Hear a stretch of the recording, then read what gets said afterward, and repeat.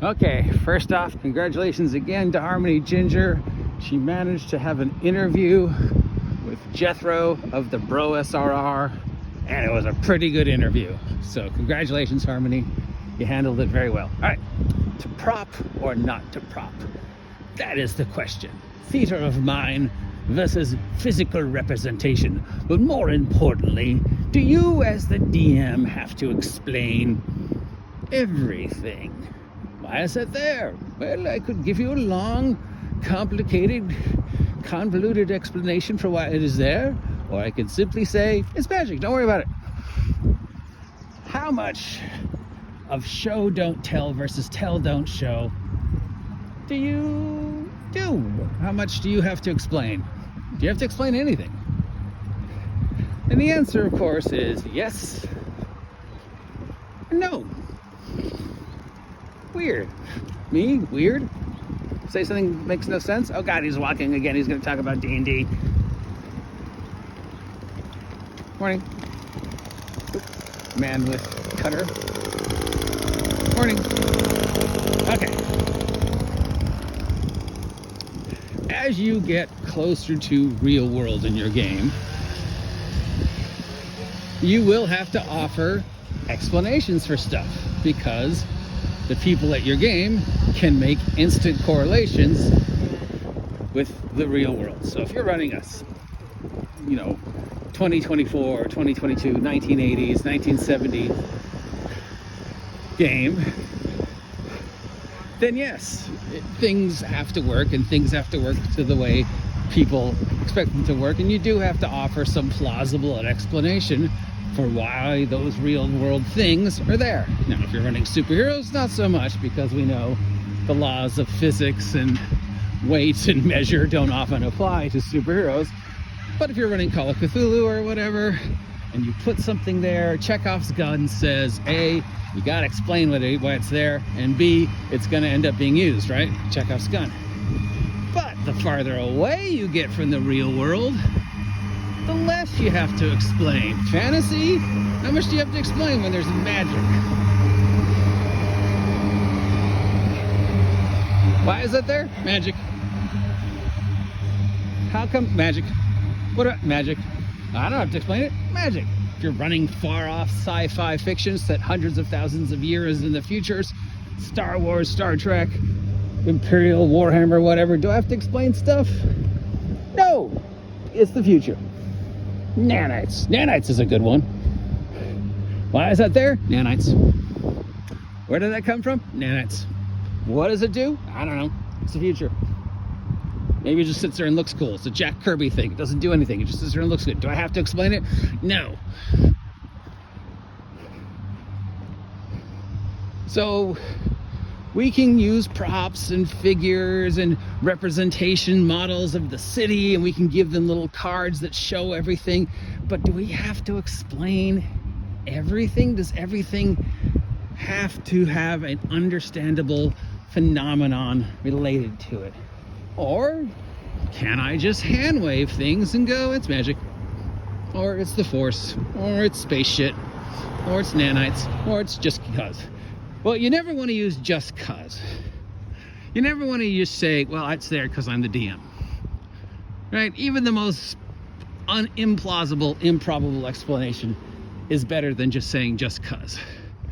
Because just cuz I'm the DM, so what I say goes.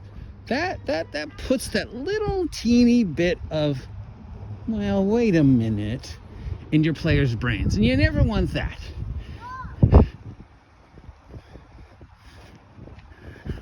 Howdy? Oh, okay. Thought somebody was yelling at me. You never want that uncertainty. You never want them to question you. You never want them to go, can I trust him? Is he just throwing shit in to kill us? Well, that's the last thing you want. But you don't have to explain everything, because magic, right? And I'm gonna say that a lot, so get used to it.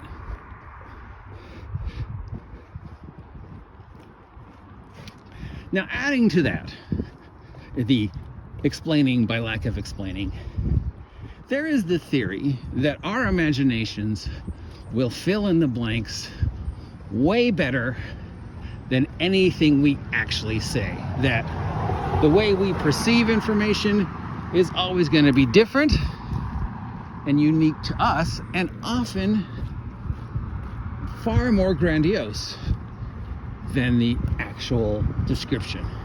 If I say skeleton,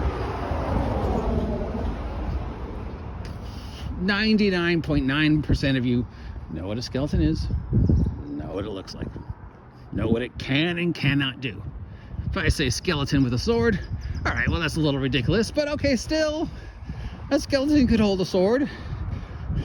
That's a standard fantasy trope. I don't need you to explain that to me. I can clearly picture it in my mind. I know what that is. And because I know what that is, I'm not that scared of it.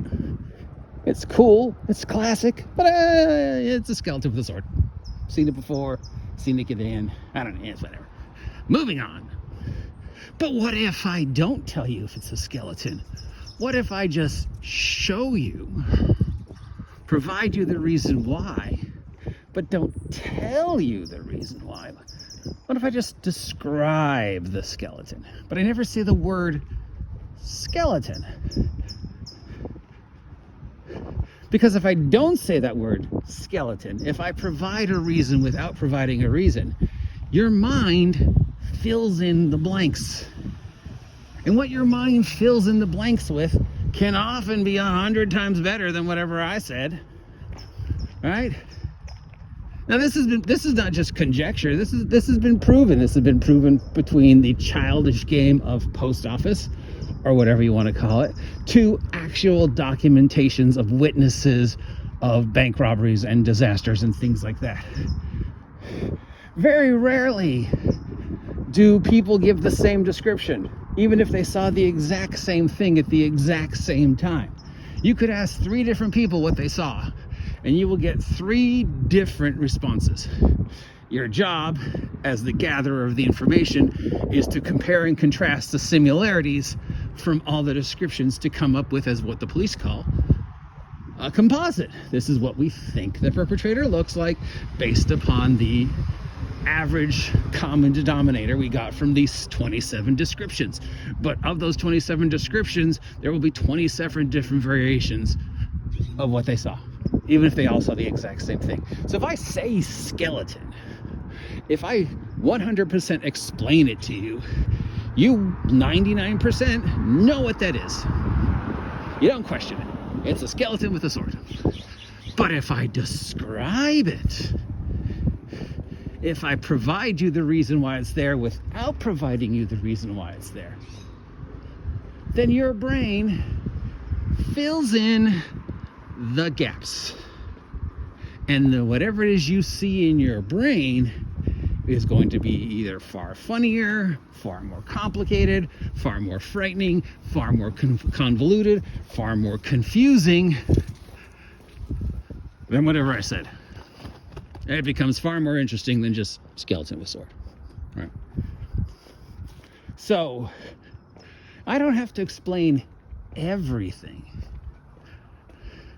I just have to provide a plausible logic to the world.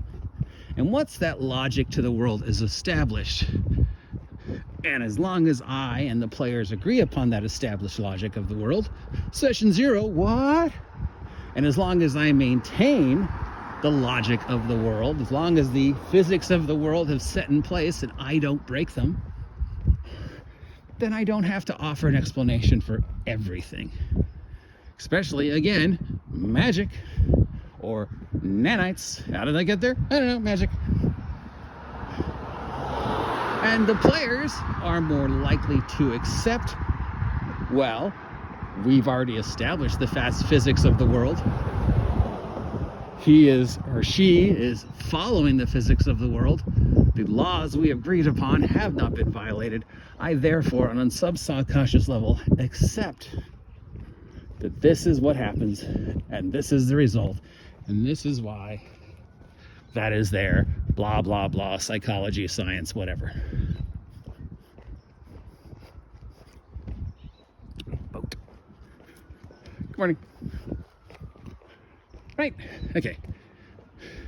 Simple, easy, to the point. Do I have to explain everything?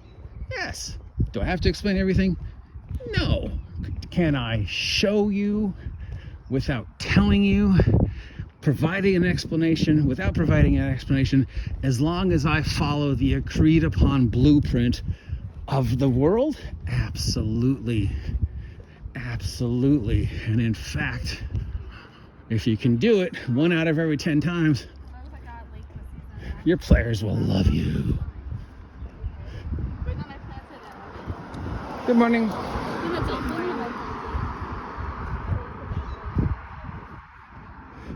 Because that's the memorable experiences that they have. That's the takeaway that they have. When their imagination and their fun and their fright and their fear and their fascination and their word I can't think of are all there for even just once in the game. That's what they remember. Remember that time we were in the ditch and we were so scared and we heard the thing and there was the bell and the glowing red eyes. Oh my God, I was so freaking frightened. And Julie was literally standing on the couch because she was so scared, and it turned out it was just a cow. That was awesome. That's a true story, by the way. So, backwards to the very first statement. Do you have to explain everything? Yes. Do you have to explain everything? No. And thankfully, certain settings let you get away with no. While other settings, you have to try harder because you do have to explain. In modern day Call of Cthulhu, it is much more on my shoulders as the DM to offer plausible explanations based upon the agreed upon, hey, it's Earth, it's America, it's 2024.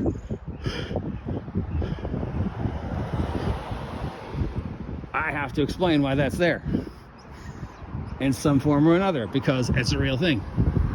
And they know that. As opposed to D&D, where I don't have to. Magic. Or the far future, where I don't have to. Nanites. But even in the most super magicalistic, hi dog, expialidocious setting, the most ridiculous over-the-top gonzo setting where nothing has to make sense, still has to make sense. There's still that agreed upon contract, that agreed upon belief that you all have established the working physics of the world, and that's it. And then as long as you as the DM follow those rules, within the confines of those rules, you can present things and you don't have to always explain them. Skeleton with a sword. I'm the OG GM. If you appreciate these random ramblings of mine, let me know. If you never want to hear me do this ever again, let me know. Have a great day.